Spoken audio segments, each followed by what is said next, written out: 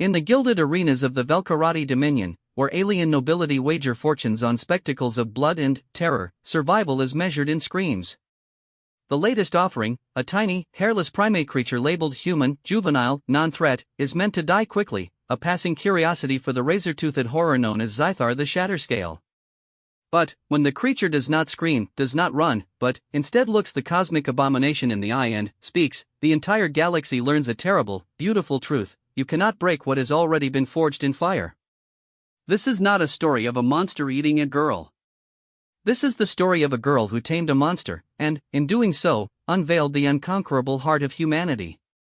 Part 1. The air in the Grand Colosseum of Velkareth was thick with the scent of ozonic perfume and low-tide rot.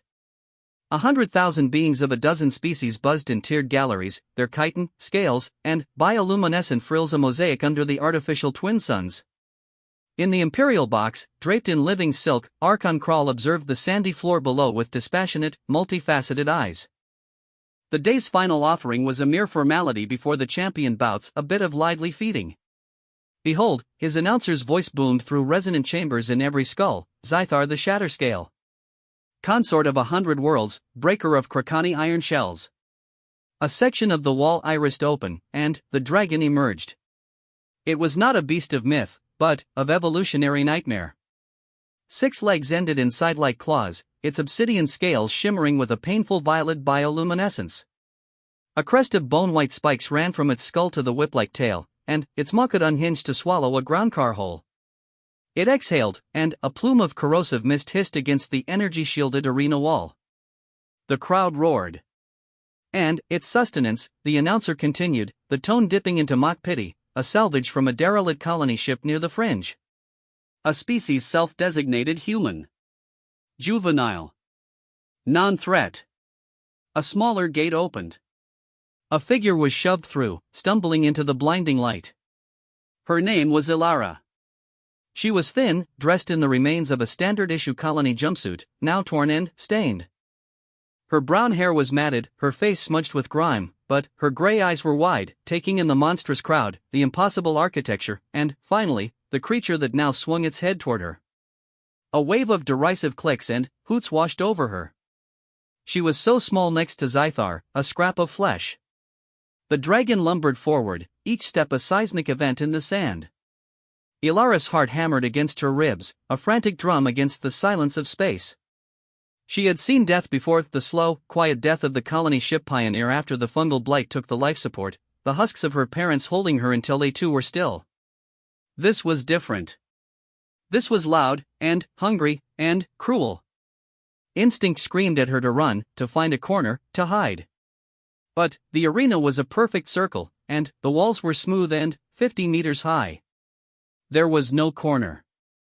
As Zythar's shadow fell over her, a strange calm sliced through the terror. Running was death. Hiding was death. She was alone, as she had been for the months drifting in the derelict ship, talking to the corpses of her family to stay sane. Zythar lowered its head, a low rumble vibrating in Ilara's bones. Its breath smelled of acid and spoiled meat.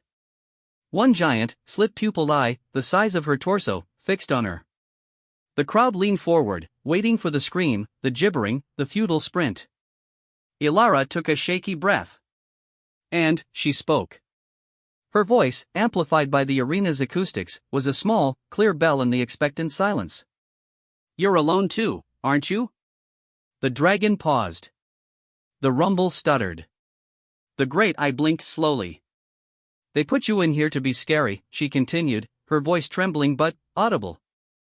"They watch you. But they're not with you. They're just out there." She didn't gesture to the crowd, she just looked into that ancient, predatory eye. "I know what that's like." Archon Kral shifted in his seat, his sensory frills twitching. This was not in the program. The prey was not supposed to communicate. It was supposed to bleed. Zythar let out a puff of corrosive mist, but it was directed away from her, towards the wall. A warning shot. A question. Ilara didn't flinch. She slowly reached into the torn pocket of her jumpsuit. The crowd gasped, thinking it a weapon. She pulled out a small, dented metal object, a hygrospanner from the Pioneer. She had used it to try and fix the air scrubbers. It was the only thing she had left. She placed it carefully on the sand between them, a tiny offering. I don't have food. But I can. I can listen. For a long, agonizing moment, the dragon was still. Then, with a movement almost delicate, it extended one massive claw and tapped the spanner. The clink was deafening in the silence.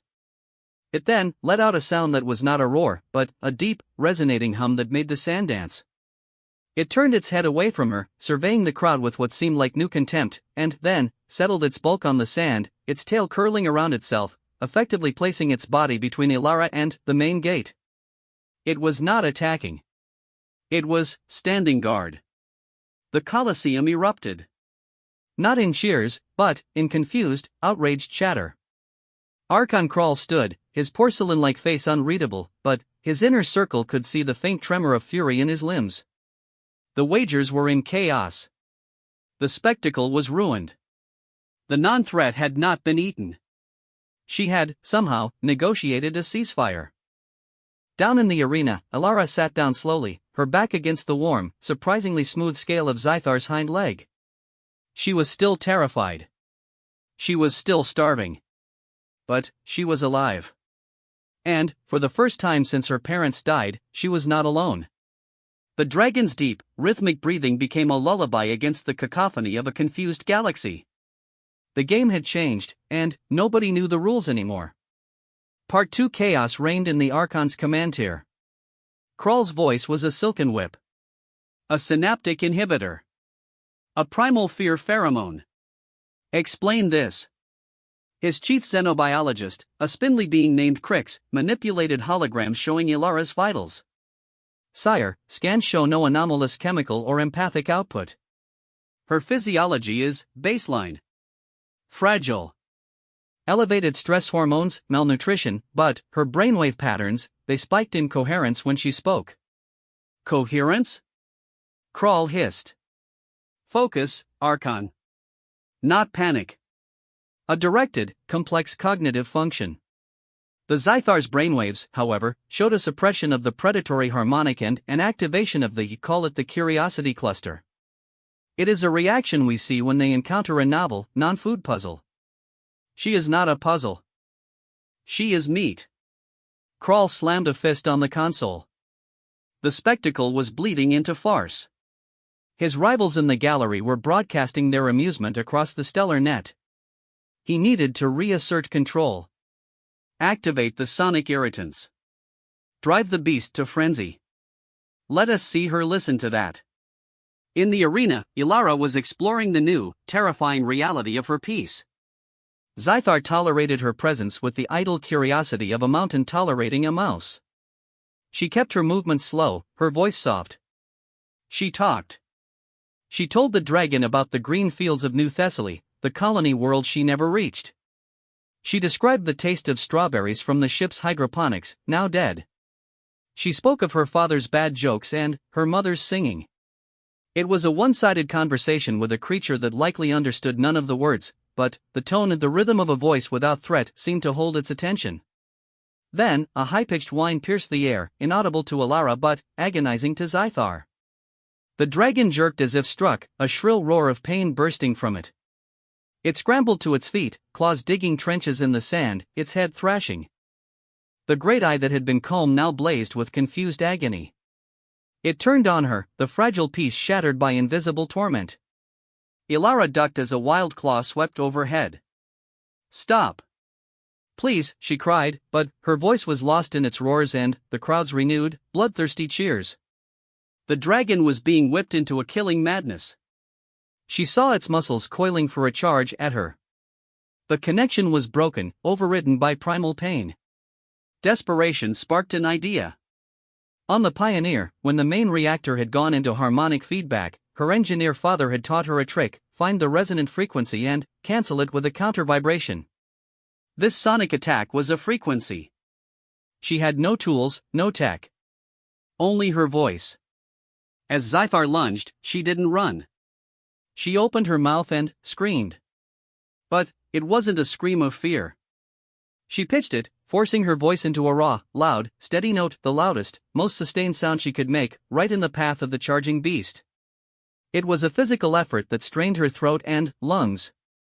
To the crowd, it was a pathetic last stand. To Zythar, something else happened.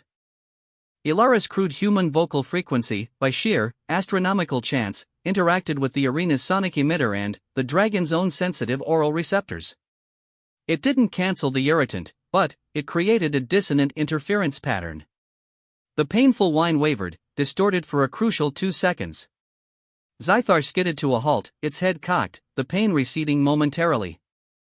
It saw the small creature before it, face red with effort, still emitting that powerful, strange noise. Not a prey squeak. A deliberate, powerful signal. The dragon associated the cessation of pain with her action. Ilara, seeing it hesitate, changed her tone. She forced the scream into the melody her mother used to sing, a lullaby from Earth. It was ragged, off-key, but it was rhythmic and soft. She sang it directly to the dragon, walking slowly towards it, hands outstretched, palms open. "Hush now, my darling, be still now, don't cry." Zythar's heaving sides began to slow. The agonized fire in its eyes dimmed. It lowered its head until its massive snout was inches from her small, singing form. It sniffed her, the air from its nostrils ruffling her hair. Then, it let out a soft hum that vibrated in her chest, a mirror to her song. In the Imperial box, Krull was apoplectic. "She is countermanding the stimuli." "How?" Crix studied the data, a fearful awe dawning. "Not with technology, Archon. With biology. And inference." She perceived a problem and used her only available tool to create a solution. "This is not pacification. This is troubleshooting. Under lethal duress." The arena was silent again, but this silence was profound, heavy with disbelief. The human child had not just survived another encounter, she had actively hacked the arena's systems using her own body and an apparent understanding of the beast's distress.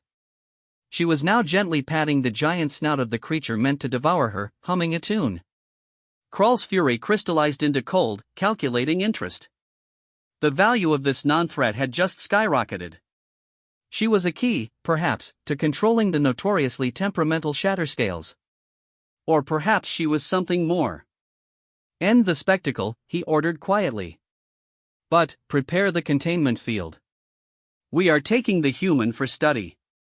And, the dragon, sedate it. They are to be separated.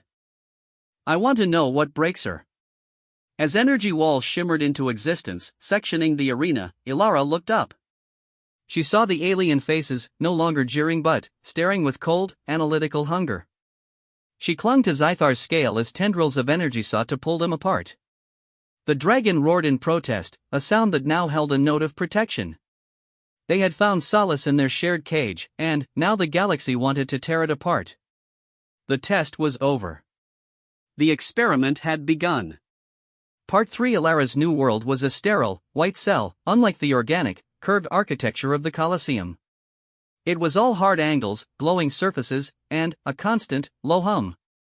They had stripped her jumpsuit, scrubbed her clean with abrasive gels that made her skin raw, and given her a featureless gray smock. Sensors tracked her every heartbeat, brainwave, and micro-expression. For days, no one spoke to her. Food, a bland, nutrient-dense paste, appeared through a slot. They were breaking the connection, studying the components. She knew it. The loneliness was a physical ache, worse than hunger. She missed the warm, living wall of Zythar, its rhythmic breath. Here, the only rhythm was the impersonal pulse of the lights. Her interrogator was Crix, the xenobiologist. He appeared as a hologram, his form flickering. Subject Ilara. You will describe your interaction with specimen Zythar. She remained silent, curled on the floor. Compliance will improve your conditions. She looked at the spot where his image flickered. Where is he? Irrelevant. The process. Ilara shut down. She retreated into her mind, to the green fields of New Thessaly, to her mother's songs. She spoke only to ask for water, or to repeat her question, where is Zythar? Frustrated, Crawl authorized Phase 2. They introduced stressors, sudden temperature drops, piercing lights, discordant sounds. They simulated the roars of other predators. Ilara endured them all, her gray eyes growing hollow but stubborn. She hummed her mother's lullaby under her breath, a shield against the chaos. Meanwhile, Zythar was faring worse. Returned to its imposing but barren containment biome, it was a typhoon of fury. It refused food, battered itself against the energy gates, its roars of rage and what the keepers began to classify as distress-seeking vocalizations echoing through the facility. Its bioluminescence flickered erratically, a sign of profound agitation. It was looking for something. The scan showed it was not hunting. It was searching. Crix presented the data to Crawl. The creature is in decline. Its metabolic and neural patterns are fixated. It is not responding to any traditional enrichment or pacification. It is psychologically compromised. By the human? Crawl asked, intrigued. It appears the interaction created a novel synaptic bond. The human is a social creature. We believe it imprinted a social framework onto the Zythar. The beast is not hungry. It is lonely. The concept was absurd to the Velkarati, whose social structures were based on dominance and transactional alliance. Loneliness was a biological inefficiency, not a driver of behavior.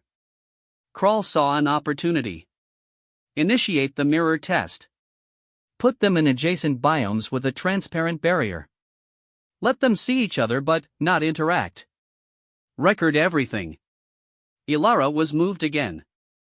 Her new cell had one wall that was clear, looking into a large, rocky enclosure.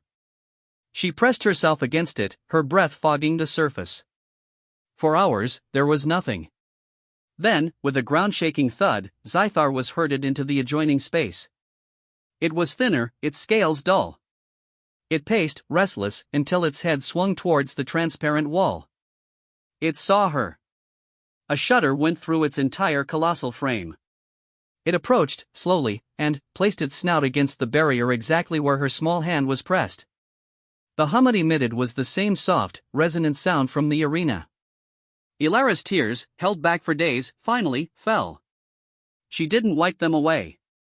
She began to sing, her voice cracking but clear, the lullaby. Zythar settled down, its body pressed along the length of the wall, mirroring her position on the other side. Its bioluminescence steadied into a calm, pulsing violet. It closed its eyes, soothed by her presence. The scientists were stunned. The data streams showed both sets of vitals stabilizing. Stress hormones in both subjects plummeted. Coherent, synchronous brainwave patterns emerged between the two drastically different organisms, a human and a shatterscale, separated by meters and an energy field. They are calibrating to each other's biological rhythms, Crix whispered, a overriding protocol. This is an empathic bond, but not telepathic. It's built on learned association, acoustic signaling, and mutual reduction of environmental threat. She provides a cognitive anchor for its primal mind. It provides a perception of security for her social one. Crawl watched, not as a disappointed showman, but as a strategist. This was more valuable than a simple kill. This was a weapon of a different sort. A tool for control, for pacification of the most dangerous beasts in the galaxy. Or perhaps, a key to understanding a resilience that defied all dominion logic. The human child was not just surviving, she was building a bridge across a chasm of biology and consciousness, using only the rubble of her own broken world. Prepare for direct contact, Crawl ordered. But, with controls. I want to see the limits of this alliance. Ilara, her cheek against the cool barrier, watched the dragon sleep. She had a friend in this cold, endless galaxy. And she now understood, with a cold clarity that belied her years, that her friend was as much a prisoner as she was. And she had just shown their captors exactly how valuable they were together. The next test would not be about breaking her. It would be about using her. She had to be ready. Part for the controlled contact was a lie. It was a trap dressed as a reunion. Ilara was led into a large, circular testing chamber, a smaller, sterile version of the arena. Zythar was already there, chained by pulsating energy manacles that glowed around its neck and legs, limiting its movement to the center of the room. Its eyes found hers, and the soft hum began, but it was strained, edged with the pain of confinement. Crix's voice echoed in the chamber. Subject Ilara. You will approach specimen Zythar and calm it. You will then order it, through your means, to remain perfectly still while we administer a neural probe. Compliance guarantees no harm will come to it. Ilara understood the unspoken threat, non-compliance guaranteed the opposite. She walked forward, her heart breaking at the sight of the magnificent creature bound. She placed her hands on its snout, feeling the familiar, warm scale.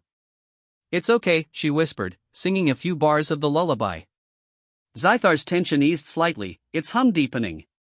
Good, Crix's voice said. Now, command it to be still.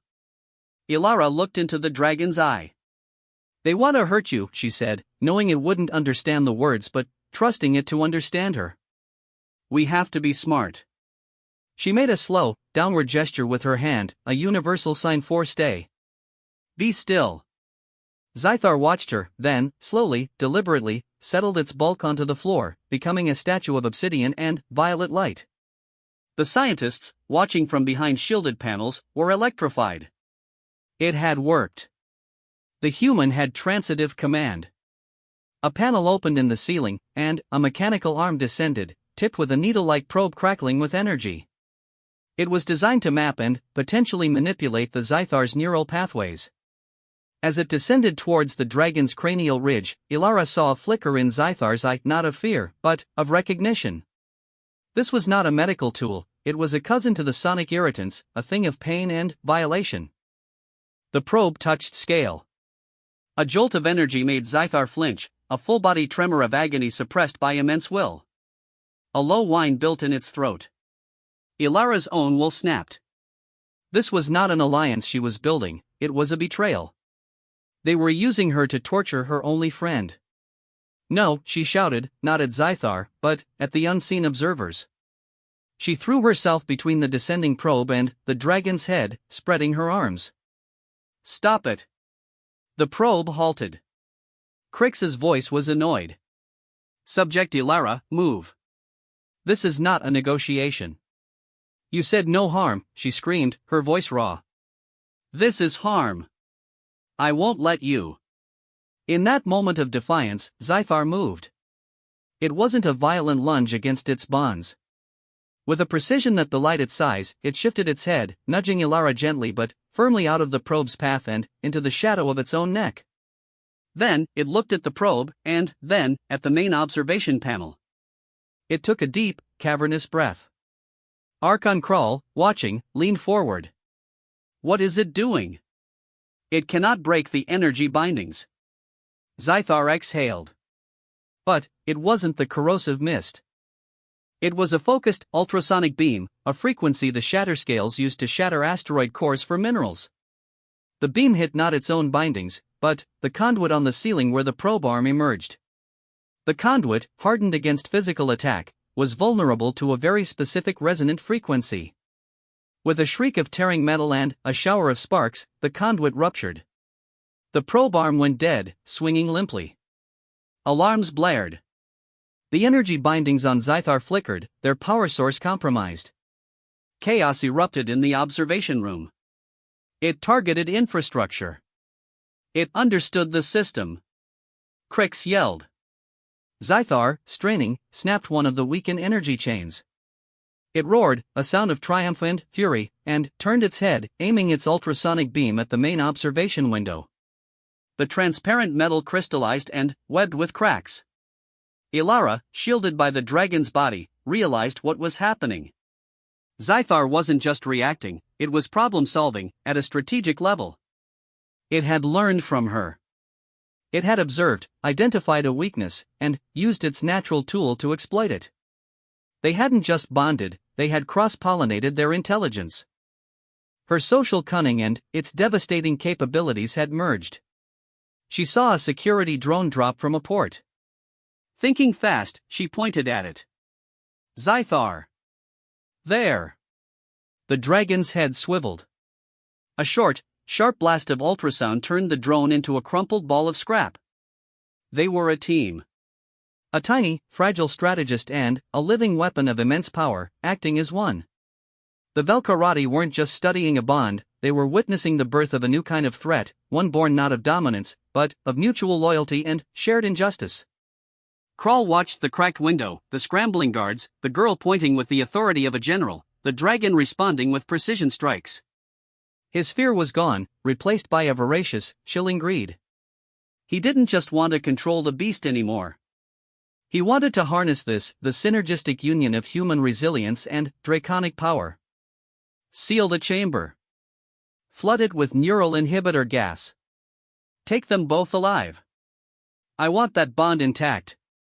I want to know how to replicate it. As green gas began to hiss into the chamber, Ilara coughed, her vision swimming. She clung to Zythar's scale. The dragon, weakened by the gas, curled its body around her, a final act of protection, its great head shielding her from the worst of the fumes. They had fought, and they had shown their true power. Now, they would be taken apart, piece by synaptic piece, to feed the ambition of an empire. But they had also shown each other, and their captors, that they were so much more than a girl and a dragon. They were a promise. And promises, once made, are hard to kill. Part 5. The inhibitor gas dragged them into a numb, twilight consciousness. They were not unconscious, but trapped in their own bodies, aware but unable to resist. Ilara felt herself being lifted on an anti-grav gurney, Zythar hauled away on massive repulsor sleds. She could only move her eyes, meeting the dragon's slitted, drowsy gaze until a door sealed between them. She was taken to a medical suite far more invasive than her cell. Krall was there, his porcelain mask of calm firmly back in place. A remarkable display, little human. Truly. You have transformed a mere beast into a tactical entity. This bond, it is a resource. You will teach us how to forge it. Ilara's tongue felt thick. Won't. You will, he said softly, because if you do not, we will dissect the Zythar neuron by neuron to learn its secrets. It will be a slow process. It will feel everything. Your cooperation ensures its comfort. It was the ultimate leverage. They knew her center of gravity was not her own safety, but Zythar's. They planned to mechanize empathy, to turn the bond into a factory process for creating obedient monster handler pairs. They brought in other, younger, more feral shatterscales. They brought in other captured beings, a timid aquatic scholar, a fierce reptilian hunter. They ordered Ilara to show them how. She refused. They punished Zythar, sending waves of debilitating pain through its neural implants. Ilara heard its muffled roars of agony through the walls. Each cry was a knife in her soul. After the third punishment, broken, she agreed. But her mind, sharpened by loss and adversity, was working.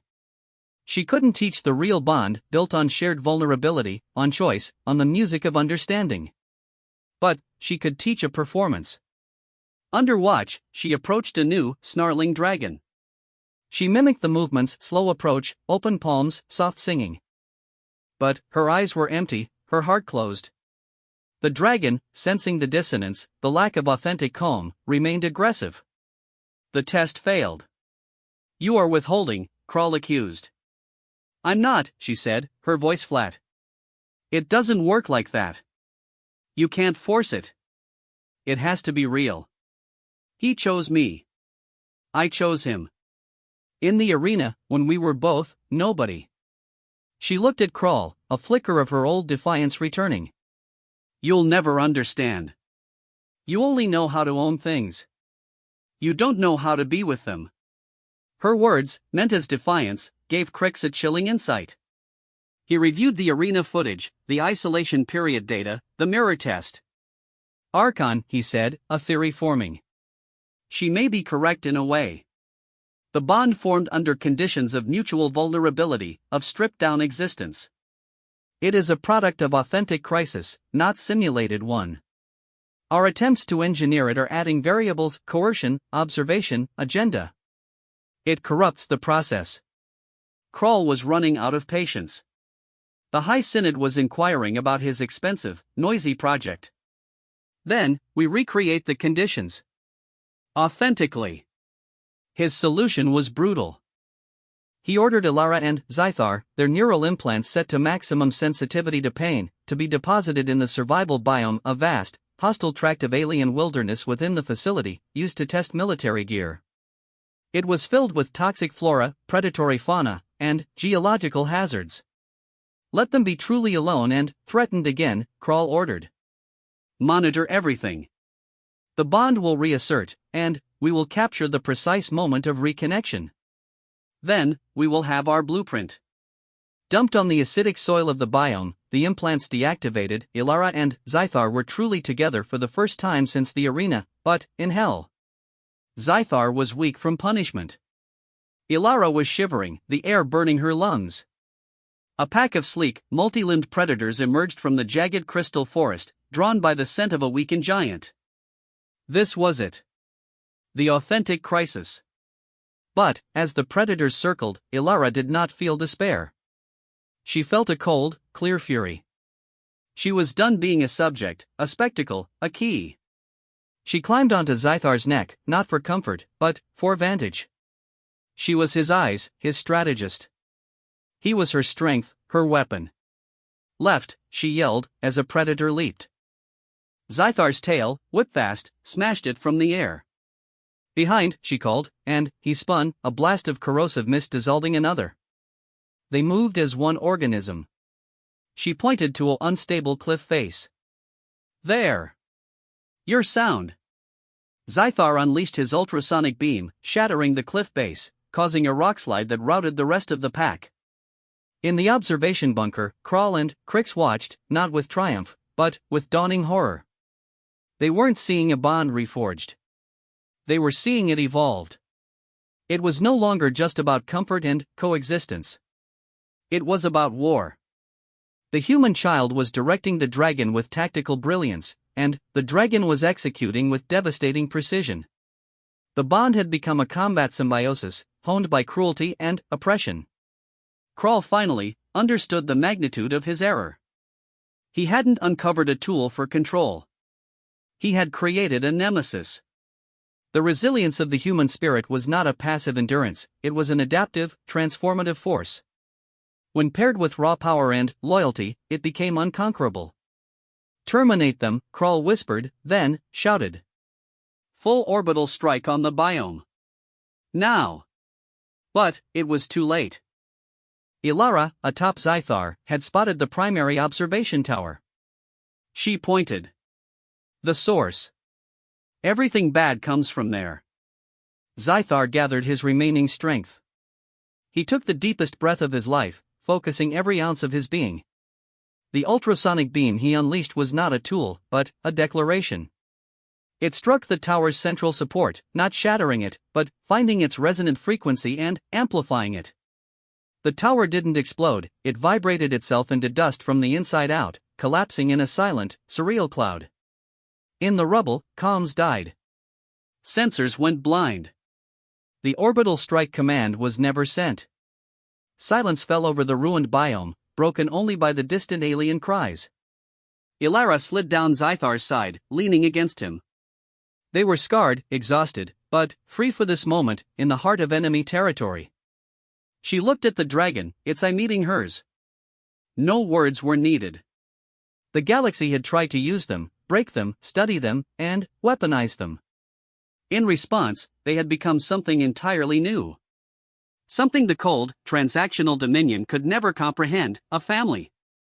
And, as the first sirens of response teams began to wail in the distance, the girl and the dragon turned, not to hide, but to face the coming storm together. Their story was no longer about shocking aliens. It was a warning, written in fire and song, echoing across the stars. Some hearts, once bonded, cannot be fed to any dragon. They become the dragon. And they breathe fire.